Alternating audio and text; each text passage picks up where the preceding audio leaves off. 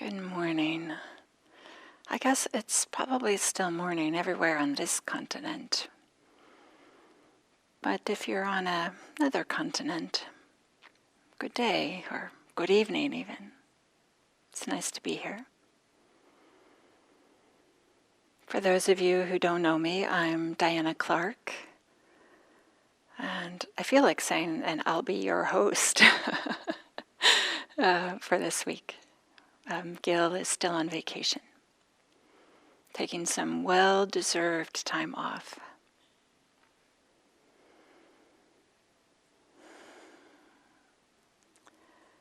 Okay, so we'll start with a guided meditation.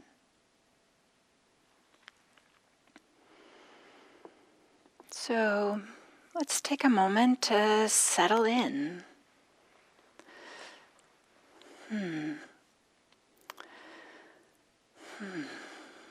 Feeling yourself sitting. Perhaps feeling the sensations of sitting. Touching the floor.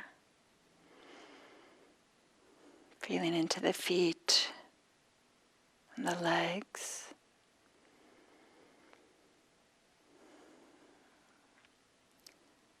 Feeling the sensations on the back or the back side.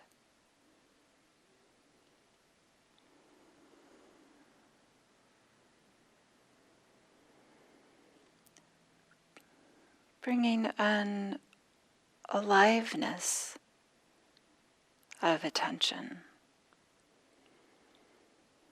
some mindfulness into the body.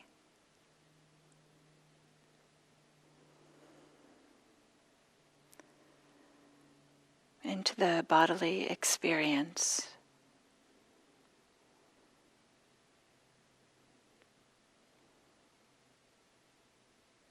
What does it feel like to be sitting here now?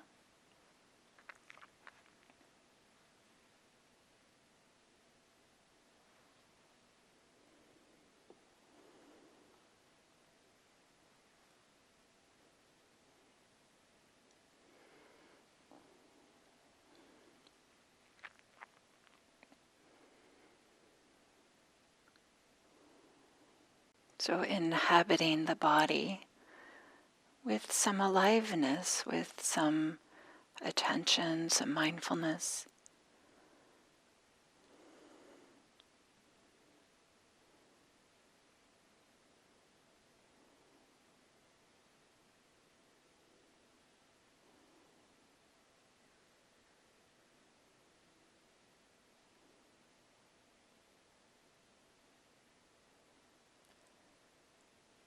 Alive to the body and the way it feels right now.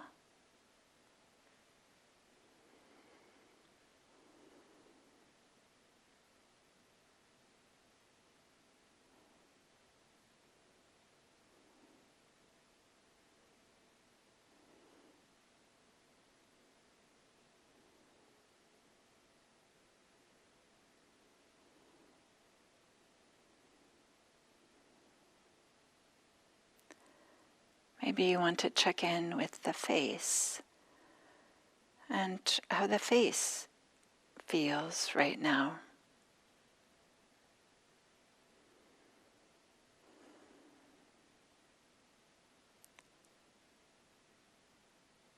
Maybe you notice there's some holding, some tension, and just relaxing as much as you can without making a project out of it or just feeling how it feels to let go, to relax.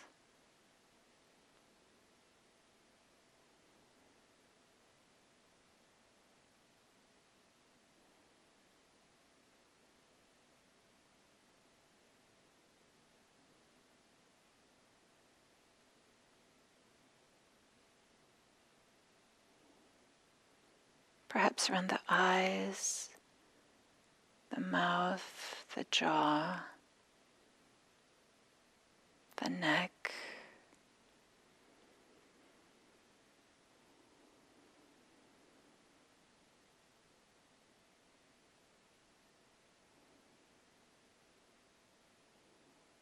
Just feeling in and relaxing in a kind, gentle way.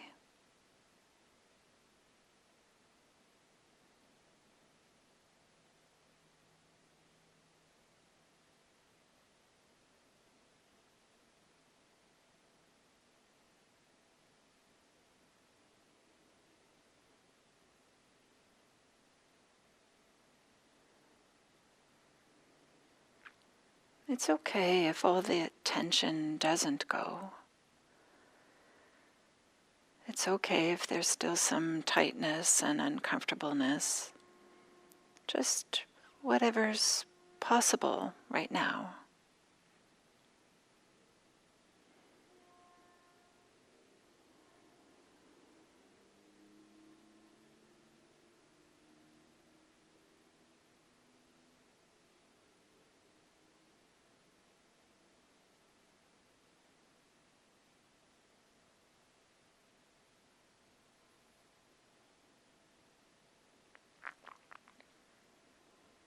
Allowing the shoulders to drop down.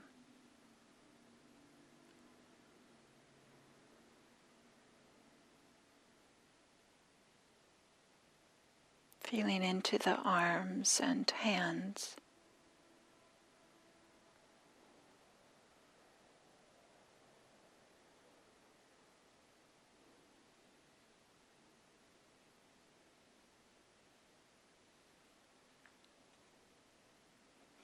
The upper back.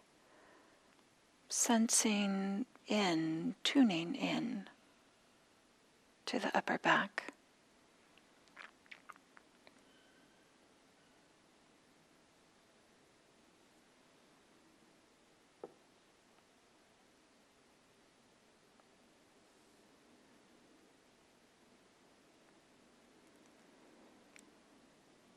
The chest. Maybe it could be just a little bit more open.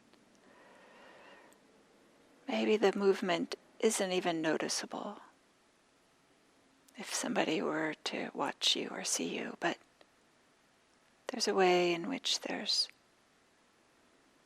a little bit more spaciousness in the chest.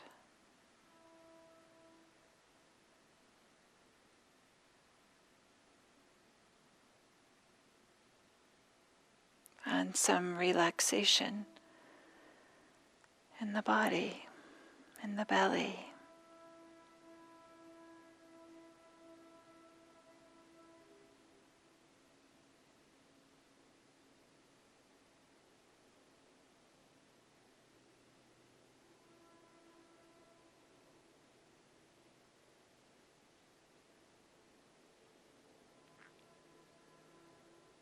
Just being with this experience of the bodily life right now.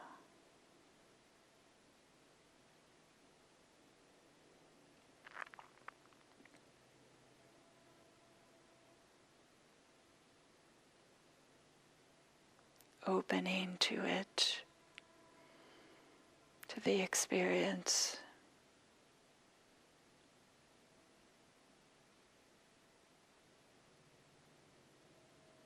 Sensing it, feeling it.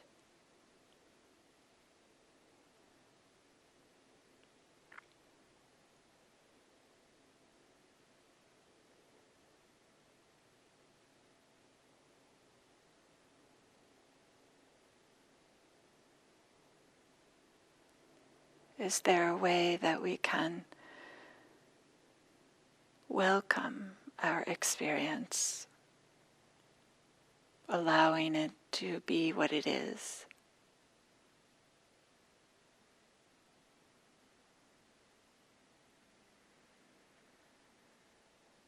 And it might be with this welcoming attitude or gesture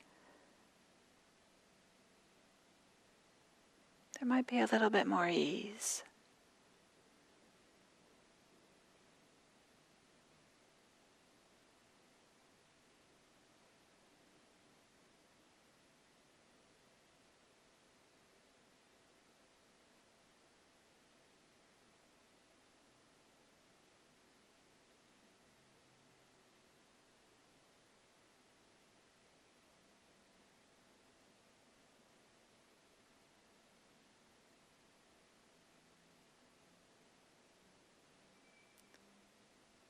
Is it possible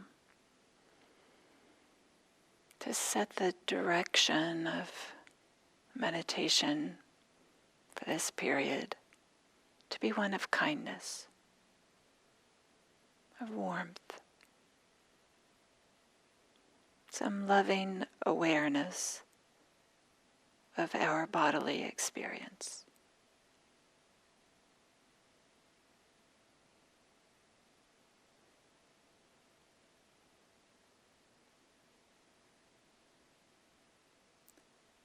Practice as a movement of kindness can be an expression of kindness to ourselves.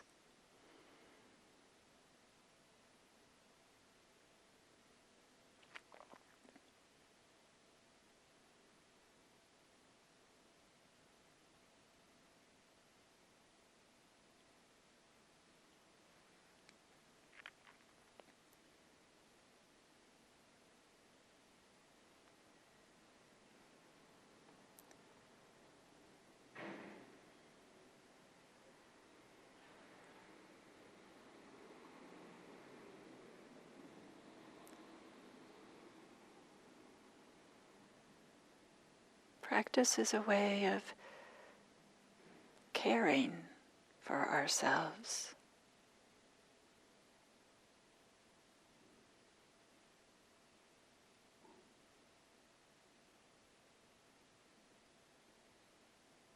Respecting ourselves and our experiences.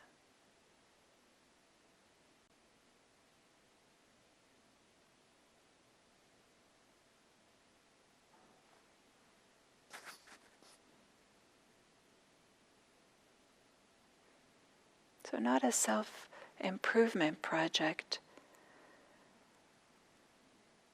just an opportunity to be with what's happening, what our experience is, with some warm-heartedness.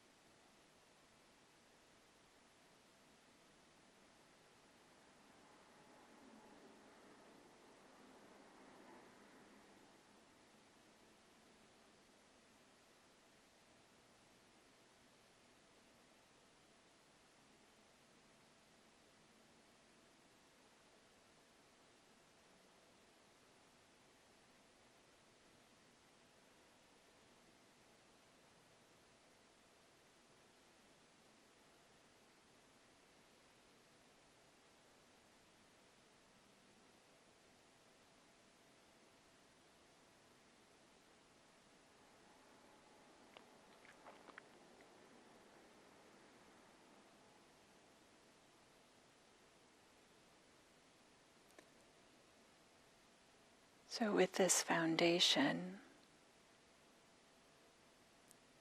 of being embodied, connected to the felt experience of this moment,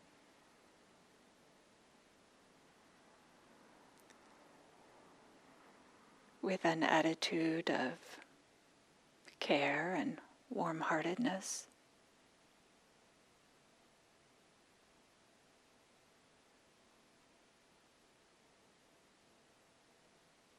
We can gently inquire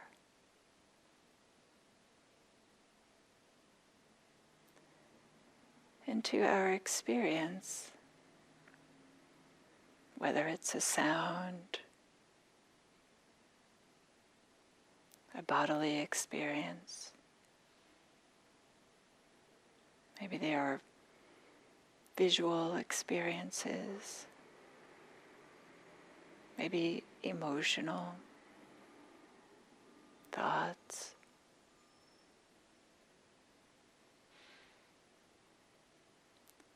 Whatever experience is being known, with this foundation of being embodied with warm-heartedness, can gently inquire, what is this?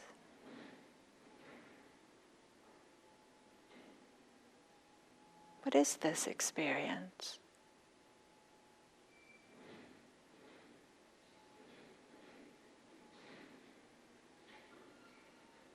Not so much that we have to find the answer, but that we can embody the question of being present with some open-mindedness.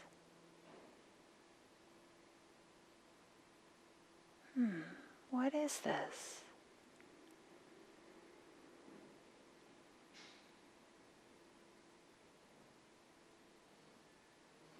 Perhaps like how a naturalist would observe experiences.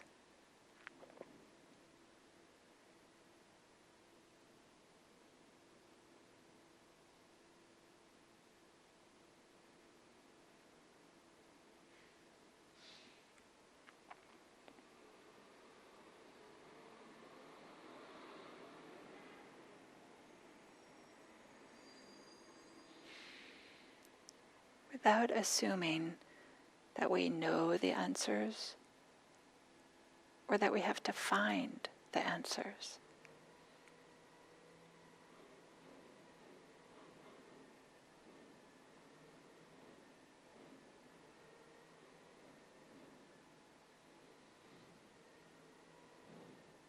The value is in the questioning. What is this?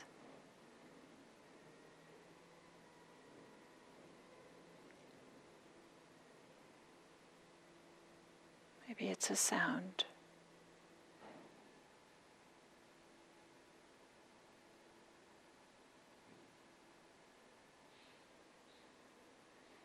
Maybe it's a stabbing sensation.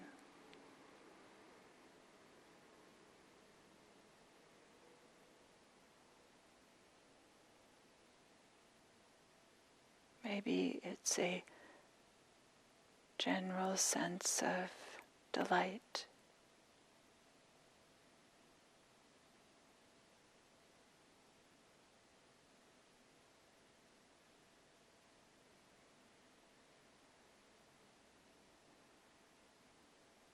What is this?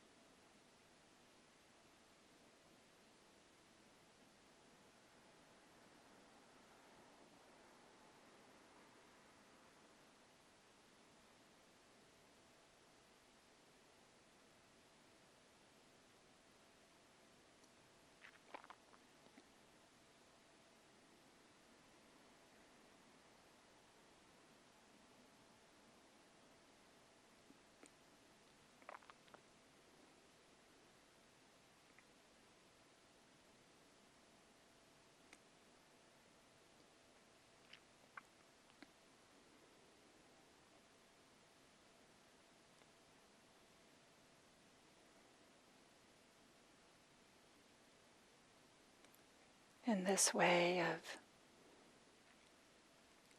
gently inquiring, what is this? Is a way that connects us with our experience. Maybe a little bit more, but also encourages a sense of openness and availability to what's actually happening, as opposed to our ideas about what's happening.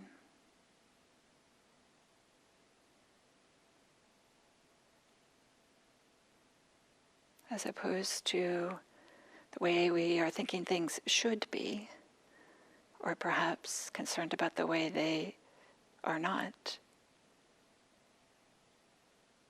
But to have this inquiry, what is this? This open-hearted, warm-hearted inquiry enables us to be present for our own experience, as well as for the experience of others, so that we might be able to support them in the way that feels appropriate at that moment, so that we might be able to support ourselves that feels appropriate at that moment.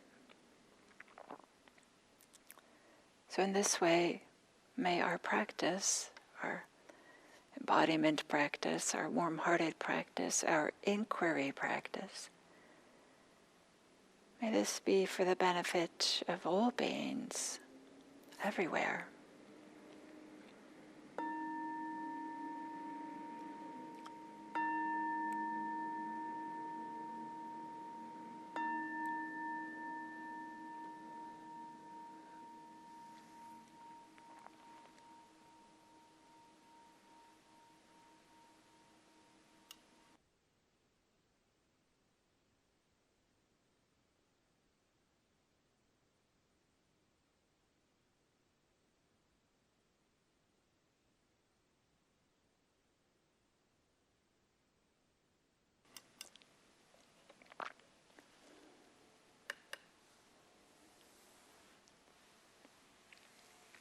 So good morning. Good morning again. It's lovely to be here and to practice together. There's something quite wonderful about this long list of people in the chat box saying good morning from all over. It's really, I don't know, there's something really touching about it. So thank you for all of you who are showing up for these 7 a.m. guided meditation and talks.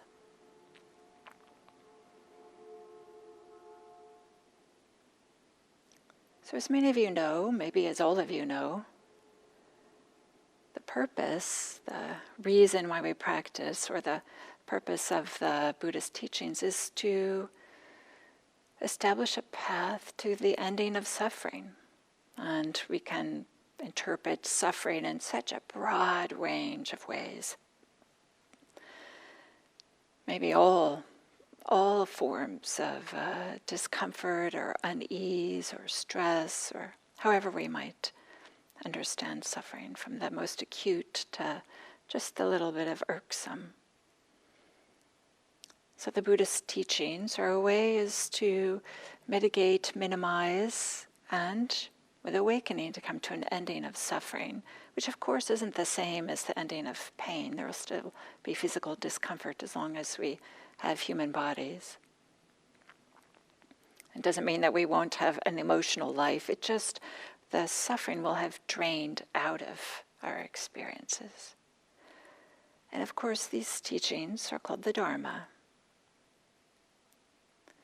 And you might have heard this, that there's a number of places in the suttas where the Dharma is described as having these qualities, as being directly visible, immediate, inviting one to come and see, applicable, to be personally experienced by the wise, And today I'd like to talk about, unpack this third quality, inviting one to come and see. Ehi pasiko. So it's noteworthy, this idea of inviting one to come and see is not the same as inviting one to come and believe. There isn't an insistence that we accept everything by faith. There isn't a requirement that we adopt beliefs, but the invitation is to verify it for ourselves. And I imagine for many practitioners, this is part of the attraction of Buddhist practice. I know for me it certainly is. This idea of verifying it for myself, checking it out. Does this make sense? Is this in accordance with my experience? And that the disciples who followed the Buddha, they did this on the basis of their own understanding, not from obedience or some unquestioning trust, but a sense that they had some experiences that which the Buddha encouraged them to have, said, okay, I'm going to follow these teachings. And to be sure, all of us, we may want there to be someone who has all the answers, and we may believe that somehow if we had all the answers that we could get from somebody else that would protect us or provide security or would be an immunization of from suffering. Because we do, of course, we want to feel protected against difficulties, but the truth is, we don't know the future. We don't know what's going to happen next. We can speculate, we might have some good predictions, but anybody who knows what the future is, those who know the future just don't know that they don't know the future. So this invitation to come and see is also not an invitation to go and see. That is, it's not an invitation to go find some person, some entity that can provide all the answers, that can zap us in some kind of way that will end our suffering. We can't end suffering by expecting some external authority to do it for us. To be sure, there are people who help and who guide and who teach, but there isn't some entity that is going to do all the ending of suffering, all the work, all the effort that's needed for us. And in the suttas, the Buddha even gives instructions on how to evaluate somebody as a potential teacher. This idea that we have to have some discernment and to use our faculties of wisdom and our own experience to help guide us in finding a teacher, so that we can have somebody who guides us without throwing out all of our the way that we might think for ourselves or our common sense. Some of the guidelines, of course, that the Buddha gave are some obvious ones. Do they exhibit any signs of greed, hatred, and delusion, such that they're causing harm to others? But the Buddha called himself a guide and a teacher in a number of places. In the Dhammapada, there's this line, "You yourselves must make effort. The Tathagata only points the way." And the Tathagata was the way that the Buddha spoke about himself. You yourselves must make effort. The Tathagata only points the way. So this invitation to come and see, ehi pasiko, is acknowledging our capacity for spiritual development while also respecting our intelligence and respecting our autonomy. But where do we come and see? Where do we come to see the Dharma? And the answer, of course, is to our experience. an encouragement to investigate our experience, an encouragement to see and hear and feel, taste, sense our experience. And then we might understand that to see for ourselves is the Dharma, some kind of way. So the Buddha's teachings describe a path to liberation, and this metaphor of a path draws on the idea of this cleared passageway, and that allows one to move through. So it's kind of like this, what otherwise would be impassable. And often when we think of this idea of a path, we might think of a path in the forest, or if you go hiking, or maybe even a road to drive on. They're usually clear whether we are there or not. The passageway exists whether we are there or not. But there's an important difference between this metaphor of a path and our practice. And that is that the Buddhist path, the Dharma, only exists with our engagement with it. It doesn't exist independent of us. It arises when we are present with our experience, and in a mindful way, with a particular approach. So we create the path with the activities of our minds, with the activities of our bodies, with the activities of our hearts, the way that we show up, the way that we interact with others, the way that we interact with ourselves. And so, because both the path and the obstacles to the path, many of them are found inside of us in our experience, the Buddhist path requires us or asks us to take responsibility. Take responsibility for our thoughts, our attitudes, our actions. And it builds on this idea, this principle that we can move towards liberation by disengaging from perspectives and behaviors that weigh us down, and replacing them with behaviors that lighten us and support us. So, investigating what's here, what is this, is a way in which we engage with our experience, in which the Dharma is visible, and with this encouragement to come and see. So investigation is not the same as thinking about or speculating. It's more about this inquiry or curiosity with some open-heartedness. So it's not about studying for exams with this sense that we have to figure it all out and have it memorized or something like this. Our lives aren't problems that we have to solve. They are more their realities that we can experience.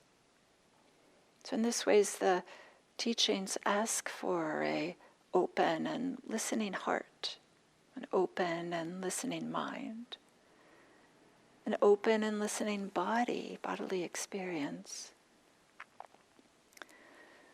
So in this way, investigation, we might think of it as a kind of intimacy with our experience, where the attention or the mindfulness draws close, that it touches and connects with whatever our experience might be at that moment.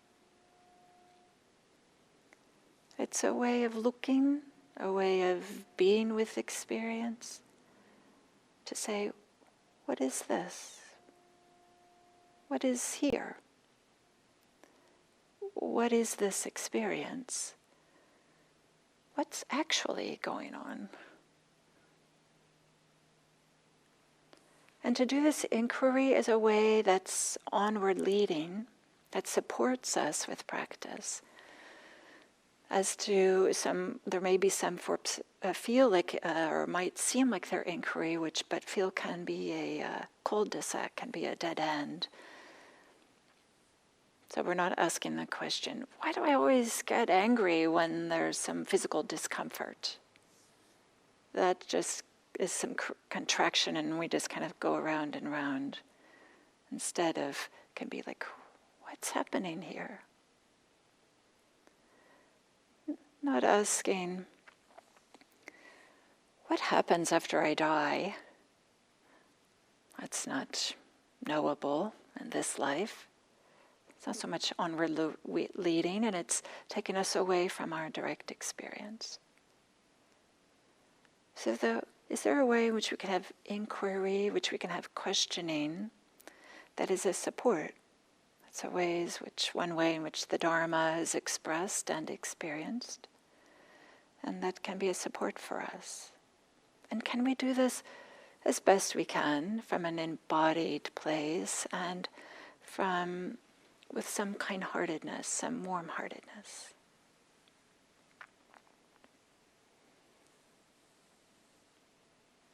So maybe today, as you go through your day, you might just explore this idea of, what is this? What is here? And listening, maybe with a spirit of wonder, with some open-heartedness. Not that we have to find the answer. We don't have to dig to find the answer. But more it's this openness. What is this? What's here? And also not with an understanding that comes from some previous idea, like, okay, I already know this. But can we bring a beginner's mind to this experience as a way to connect us with this experience?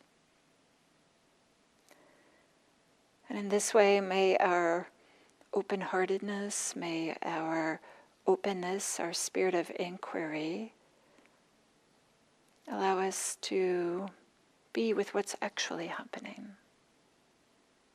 And maybe we might see how we might be able to serve others, might be able to support ourselves, so that our practice can be for the benefit of everyone, all beings.